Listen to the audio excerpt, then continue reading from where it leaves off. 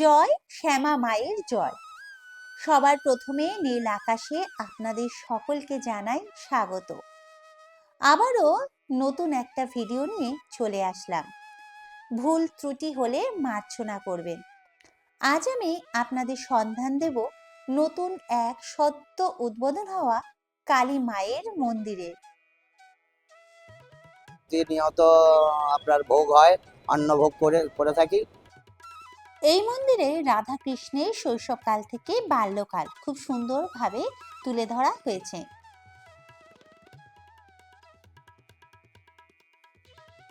এই একই মন্দিরে আপনারা দেখতে পাবেন মায়ের 10 মহাবিদ্যাকে।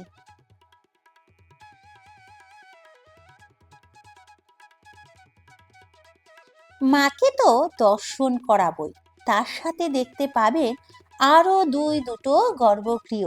সেখানে কোন কোন ঠাকুর পূজিত হচ্ছে সেটাও দেখাবো আপনাদেরকে।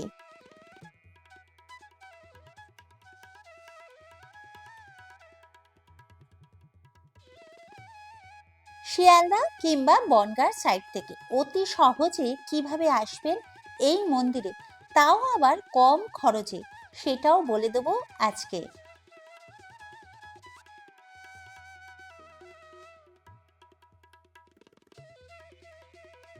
কবে উদ্বোধন হলো এই মন্দিরটি, মন্দির কখন খোলে কখন বন্ধ হয়, ভোগ ব্যবস্থা আছে কিনা, A to Z ইনফরমেশন দেবো আজকের এই ছোট্ট ভিডিওতে। তাহলে বন্ধুরা, এই সমস্ত কিছু জানতে হলে পুরো ভিডিওটা দেখতে হবে এবং আমার সঙ্গে থাকতে হবে। চলুন তাহলে ভিডিওটা শুরু করা যাক।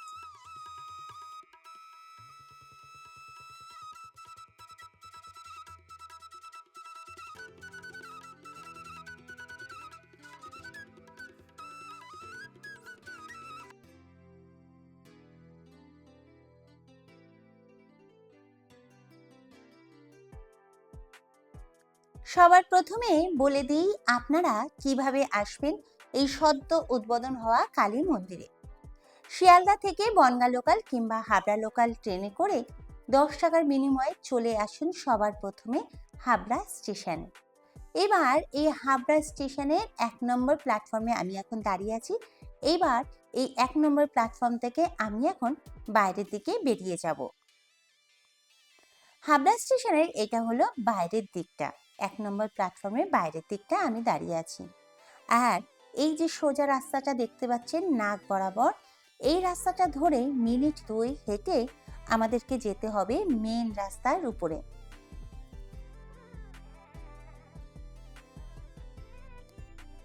দেখুন মেন রাস্তার উপরে এসে গেছি। এবার এই মেন রাস্তার বাঁ দিকটা 2 মিনিটের মতো হেঁটে আপনারা দেখতে পারবেন, দেখুন এই যে স্টাইল বাজার, ঠিক স্টাইল বাজারে একদম সামনেই রয়েছে টোটো স্ট্যান্ড। এই টোটো স্ট্যান্ড থেকে 20 টাকার বিনিময়ে চলে যেতে হবে নগর উকড়া বাজার।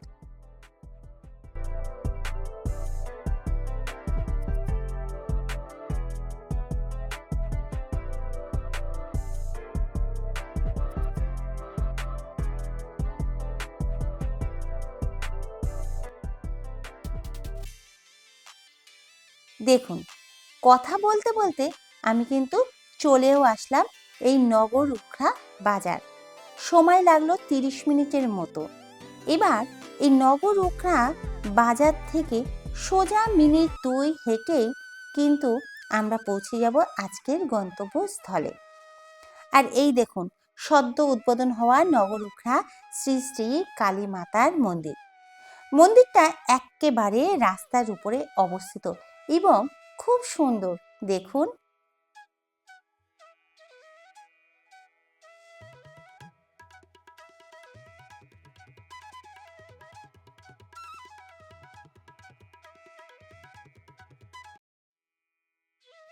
মন্দিরটা আপনারা যদি ভালো করে দেখেন তাহলে দেখতে পাবেন মন্দিরের একদম সামনে লেখা রয়েছে নগর উখড়া শ্রী শ্রী কালী মাতার মন্দির বড় বড় করে।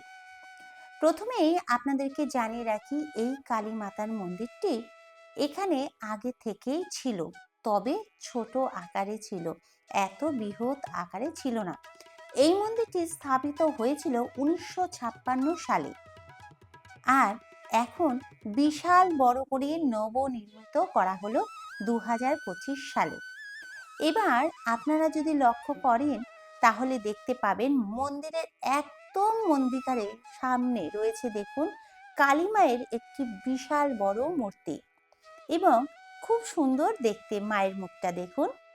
আর তার ঠিক পাশেই একদিকে রয়েছে দেবাদিদেব মহাদেবের একটি ধ্যানরত মূর্তি আর আরেকদিকে কালী মায়ের আরেকদিকে রয়েছে রাধা কৃষ্ণের মূর্তি, সেটিও খুবই সুন্দর দেখতে দেখুন। আর কালী মায়ের মূর্তির ঠিক উপরের দিকটা যদি আপনারা দেখেন তাহলে দেখতে পাবেন দেখুন দুটি হাতির মুখ রয়েছে, যেন মনে হচ্ছে মা তারাকে পাহারা দিচ্ছে তারা দুজনে।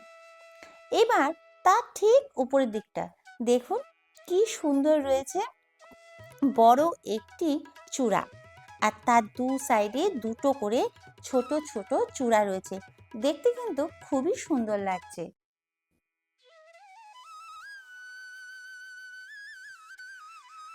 পুরো মন্দিরটা হলুদ লাল আর নীল রং করা আর তার মাঝে মাঝে গোল্ডেন কালার দিয়ে সুন্দর কারুকার্য করা, দেখতে খুবই সুন্দর লাগছে। আর মন্দিরটা চওড়াতে যেমনি বড় ঠিক তেমনি উচ্চতাতেও অনেক বড়, দোতলার চেয়েও অনেকটা উঁচু। যাই হোক, এবার আপনাদের দেখাই এটা হলো মন্দিরের ভেতরে ঢোকার মেন সদর দরজা। তবে বন্ধুরা এই মন্দিরের মোট 3টে গেট আছে, বাঁদিকে এবং ডান দিকে ছোট ছোট 2টি গেট আছে।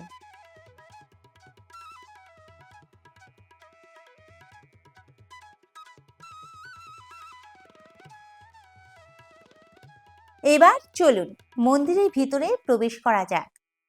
মন্দিরের ভিতরে ঢুকেই আপনাদের চোখে পড়বে বিশাল বড় নাট মন্দির। এই হলো নাট মন্দির আর নাট মন্দিরটা আকারে যেমন বড় তেমনি খুব সুন্দর দেখুন। সাদা মার্বেল পাথর দিয়ে একদম তৈরি মেঝেটা ঝা চকচক করছে, তার সাথে পরিষ্কার পরিচ্ছন্ন। আর উপরের দিকে যদি তাকান তাহলে দেখতে পাবেন বিশাল বড় একটি ঝাড়বাতি। ঝাড়বাতিটা এখন বন্ধ আছে, যখন জ্বলবে তখন কিন্তু এই নাট মন্দিরটা আরো সুন্দর লাগবে। আর চারিদিকে রয়েছে অনেকগুলি পাখা, যাতে দর্শনার্থীদের কোনো রকম অসুবিধা না হয়। এখন শীতকাল, তাই জন্য বন্ধ রয়েছে পাখাগুলো। আমি আপনাদেরকে তো ঠাকুর দর্শন করাবই, তবে বন্ধুরা এই নাট মন্দিরের ভিতরেই রয়েছে অনেক কিছু দেখবার। চলুন সেইগুলো আগে আপনাদেরকে দেখাই।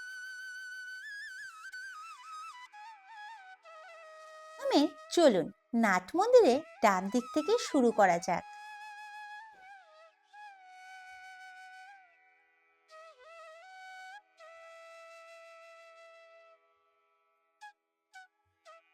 এখানে দেখুন শ্রী বিষ্ণুর বিশ্বরূপ দর্শনের দৃশ্য এখানে সুন্দরভাবে ফুটিয়ে তোলা হয়েছে।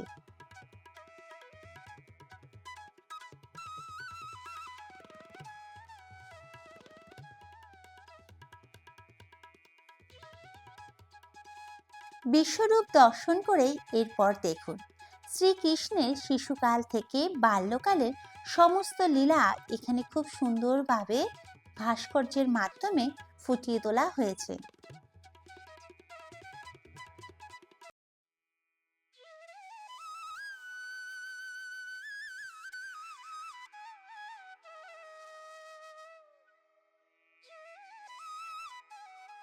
শ্রীকৃষ্ণের লীলা দর্শন করে তারপর দর্শন করে নিন শ্রী চৈতন্য মহাপ্রভুর।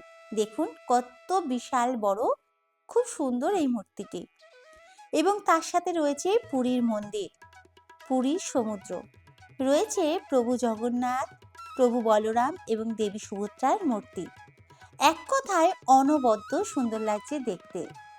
আপনাদের কেমন লাগছে অবশ্যই কমেন্ট করে জানাবেন। এরপরেই দেখতে পারবেন দেবাদিদেব মহাদেবের বিশাল বড় একটি মূর্তি। এটিও দেখতে কিন্তু খুব সুন্দর দেখুন।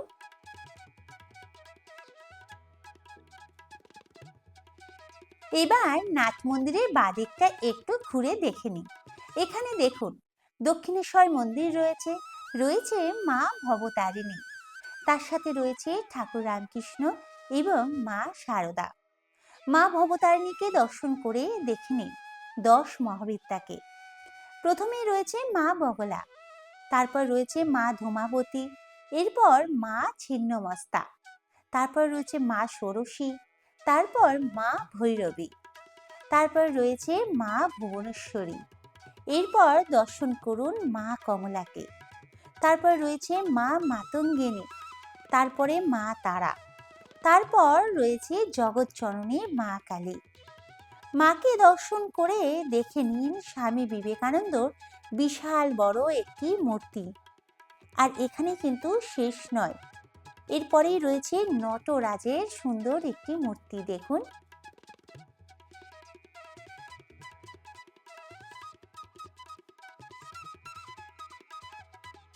এবার কয়েক ধাপ সিঁড়ি পেরিয়ে চলুন উপরের দিকে। উপরে উঠেই দেখতে পাবেন তিনটে গর্ভগৃহ। চলুন এবার আপনাদের ঠাকুর দর্শন করাই। প্রথম গর্ভগৃহে বিরাজ করছে দেবাদিদেব মহাদেবের একটি সুন্দর মূর্তি এবং তার নিচেই রয়েছে শিবলিঙ্গ। তারপরে মধ্যখানে বিরাজ করছে জগৎজননী কালী মা, জয় মা।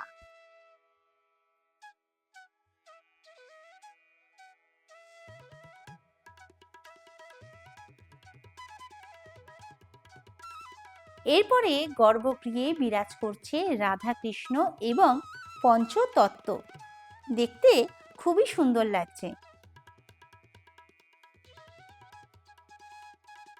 গর্ভগৃহে দরজার সামনে ডিজাইনটা শুধু দেখুন, কি সুন্দর কারুকার্য করা। আর দেবাদিদেব মহাদেবের ঠিক অপোজিটে রয়েছে দেখুন একটি নন্দী মহারাজের বিশাল বড় মূর্তি। এই তিনটি গর্ভগৃহকে কেন্দ্র করে রয়েছে প্রদক্ষিণ করার জায়গা, আপনারা চাইলে প্রদক্ষিণও করে নিতে পারেন। এইবার বলে দিই এই মন্দিরটি কখন খোলে কখন বন্ধ হয়। এই মন্দিরটি সকাল 8টার সময় খোলে এবং বেলা 1টার সময় বন্ধ হয়ে যায়। আবারও বিকেল 4টের সময় খোলে এবং রাত্রি 8টার সময় বন্ধ হয়ে যায় এবং সন্ধ্যা আরতি হয় 6:30টার সময়। কথা বলতে বলতে দেখুন মন্দিরের ঠাকুর মশাইকে পেয়ে গেছি, তার মুখ দিয়ে শুনে নিই কিছু কথা। ঠাকুর মশাইকে আমরা পেয়ে গেছি, তার ঠাকুর মশাই আপনার নামটা প্রথমে একটু আমার নাম বলবেন। দুলাল চক্রবর্তী, এখানকার ঠাকুর মশাই হিসাবে আছি। আচ্ছা, কতদিন ধরে এখানে আছেন? আমি এখানে 12 সাল থেকে আছি। আচ্ছা আহ, আমাদের এই মন্দিরটা, আমার জন্মস্থান এখানেই। তো আমাদের মন্দিরটা 70 বছর প্রায় এটার বয়স। প্রথম এটা টিনের ঘর ছিল, রাস্তার সাইডটা দিয়ে টিনের ঘর ছিল, একটু ডোবা ছিল, আস্তে আস্তে একটু উন্নতির দিকে গেল। এখন এটাকে আজকে 2 বছর 3 মাসে এটাকে পুরো নির্মাণ করেছে আমাদের এতদ অঞ্চলের মানুষ বা উদ্যোক্তা হিসাবে আমাদের চঞ্চল দেবনাথ বলে একজন আছেন, আমাদের সবার দাদা। ওনার উদ্যোক্তায় এটা গড়ে উঠেছে। তো আমাদের এই নভেম্বরের 26 তারিখ আমাদের উদ্বোধন হয়েছে। বেলুড় মঠ থেকে মহারাজ এসেছিলেন, দক্ষিণেশ্বরের ঠাকুর মশাই এসেছিলেন। সে মতোই আমাদের ক্রিয়াকর্ম চলছে। প্রতিনিয়ত আপনার ভোগ হয়, অন্নভোগ করে থাকি। আর ভোগ যেটা দর্শকদের জন্য যায় বাড়িতে, আপনার পার্সেলে হয় বা এখানে বসেও সেবা নিতে পারেন। তার জন্য 75 টাকা যে একটা দক্ষিণা দিতে হয় এক একটা ভোগ প্রতি। এইভাবেই এখন এই আচ্ছা, কাজগুলো চলছে। প্রত্যেকদিন কি ভোগ প্রসাদের হ্যাঁ, ইয়ে আছে? প্রতিদিন ভোগ হয়, কিন্তু মানে এখানেই হয় দর্শনার্থীদের জন্য না। ভোগ প্রসাদের কি না, ব্যবস্থা? সেটা হলো শুক্রবারে কুপন নিতে হবে, 75 টাকা দিয়ে একটা কুপন নেবেন। আচ্ছা শনিবার দিন আপনার ভোগটা পাবেন। আচ্ছা, যারা ধরুন দূর থেকে আসবে তারা তো আর কুপন কাটার জন্য আগে থেকে আসবে না, এবার তারা ধরুন সকাল সকালই আসলো। না, সেদিন আর হয় না। এটা আমাদের এই তো কেবল 2 সপ্তাহ ধরে চালু হলো এই আচ্ছা নিয়মটা। আচ্ছা ধরেন আচ্ছা, 400। তার জন্য কি কোনো ফোন নাম্বার আছে যেটাতে না ফোনে না, বুক এখনো করবে? সেই ব্যবস্থাটা এখনো হয়নি। আচ্ছা আপনার এখানে অন্নপ্রাশন থেকে নিয়ে বা যদি বৈষ্ণব সেবা দেন, 5টা ব্রাহ্মণ সেবা করালেন, সেই মতো কোয়ালিটিতে আমরা এসে যাবো আস্তে আস্তে। এই তো আচ্ছা প্রথম, তবু ধরেন এই প্রথমে 400, প্রথমবার হলো 300, গেল শনিবার অর্থাৎ গতকাল 400 ভোগ হয়েছিল। তারপরেও দিলে হাজারো ভোগ হয়ে যেত। আমরা না, আমি সেগুলোর যেটা ব্যবস্থা বলতে চাইছি সেটা হলো যে কোনো দর্শনার্থী ধরুন 2 জন আসবেন বা 4 জন আসবে, ঠিক আছে? সেটা শোনো, পরিস্থিতির ওপরে দেখা গেল যে আপনারা অশোকনগর থেকে এসছেন বা নৈহাটি, কাঁচরাপাড়া বা হাবড়া, তারা দর্শন করতে এসে কোনো হোটেলেও তারা হয়তো খাবে না, তাদের জন্য হয়তো 2-4টে ব্যবস্থা করা যেতেই পারে। আচ্ছা, আচ্ছা। সেটা কোনো তা অসুবিধা নেই। নাহলে আগে থেকে আপনাদের কাছ থেকে কুপনটা কেটে নিয়ে হ্যাঁ, যেতে হবে। করতে নিলে ভালো। আর একদিনই খাওয়ানো হয়, সেটা হচ্ছে শনিবার, তাই শনিবার। তো? আচ্ছা, মা এখানে কি রূপে পূজিত হচ্ছে? আমাদের এখানে ধরেন আহ, এক একজন তো এক এক নামে ডাকে, তা আমরা কালীমাতা বলেই, কালী মাতার। শ্রী শ্রী আচ্ছা, কালীমাতার মন্দির বলেই প্রসিদ্ধ, আচ্ছা। সামনে লেখাও আছে। আচ্ছা, এখানে তো 3টে গর্ভগৃহ আছে। হুম। আচ্ছা, প্রথমে তো মা আছে মধ্যিখানে। আচ্ছা, আমাদের এই যে ভোলানাথ আছে। হ্যাঁ, এখানে দেবাদিদেব মহাদেবের বিশাল বড় একটি মূর্তি রয়েছে এবং সঙ্গে রয়েছে একটি শিবলিঙ্গ। এখানেও আপনার তিথি লগ্নে যে সমস্ত ভিড় হয় প্রচুর, যেমন কালকে সোমবার, হ্যাঁ। কালকেও ভিড় বাট্টা হালকা পাতলা হবে। আর তিথি লগ্নে তো এখানে শয়ে শয়ে লোক হয়ে যায় জল ঢালা। আচ্ছা, এখানে কি জল ঢালার মানে হ্যাঁ, ভক্তরা এসে জল ঢালতে হ্যাঁ, পারবে নীলের উপোস থেকে শুরু করে? একদম একদম যে আচ্ছা, সবকিছু সুব্যবস্থা আছে। ওইদিকে আছে আমার গোবিন্দ মন্দির, ওখানে আলাদা আমাদের যে বাবাজি আছেন, হ্যাঁ, উনি এটাকে পরিচর্যা করেন। এখানে এটার জন্য পূজারী হিসাবে বাবাজি আছেন, আচ্ছা, উনি হচ্ছে বিদ্যামঠ থেকে, ওনার হাত দিয়ে পাক শাক হয় সমস্ত কিছু। আচ্ছা। সন্ধ্যা আরতি কটার সময় শুরু হবে? 6:30। আর যদি কোনো দর্শনার্থী আসলো, পুজো দেওয়ার ব্যাপারটা মানে কিরকম আছে এখানে? পুজো দেওয়া ধরেন যদি আমাদের সঙ্গে যদি দিতে চায়, যে আমরা যে টাইমগুলোতে দিয়ে থাকি, আচ্ছা। তাহলে তার যদি সময়টা না থাকে, সে যখন আসবে তখনই যায়। যখন আসবে তখনই পুজো 8টার দিয়ে দেওয়া হবে। থেকে 1টা অবধি খোলা থাকে সকালে, আর বিকাল 4টে থেকে 8টা অবধি। 4টে এর থেকে ভিতরে ভিতরে উনি যখন আসবেন তখনই পুজো দেওয়া যাবে, তাই তো? সুব্যবস্থা আছে। ঠিক আছে, অনেক অনেক ধন্যবাদ আপনাকে। নমস্কার। সন্ধ্যা 6:30 বাজতে না বাজতেই ঘাট বেজে উঠল। শুরু হলো সন্ধ্যা আরতি। দেখুন,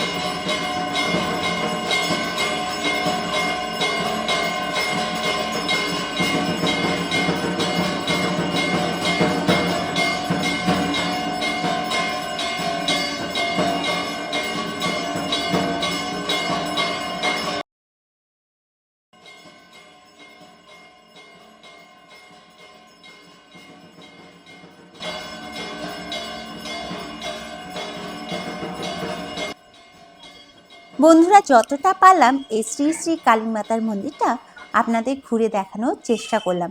কেমন লাগলো আজকের এই ভিডিওটা অবশ্যই কমেন্ট করে জানাবেন। আর যদি ভালো লাগে তাহলে প্লিজ একটা লাইক করবেন, শেয়ার করবেন এবং আমার চ্যানেলে কোথায় রে নতুন তুই? বন্ধু হলে একটা সাবস্ক্রাইব করে পাশে থাকবেন। আজকের মতো ভিডিওটা এখানেই শেষ করব। আপনারা সকলে সুস্থ থাকবেন, ভালো থাকবেন। দেখা হচ্ছে নেক্সট ভিডিওতে।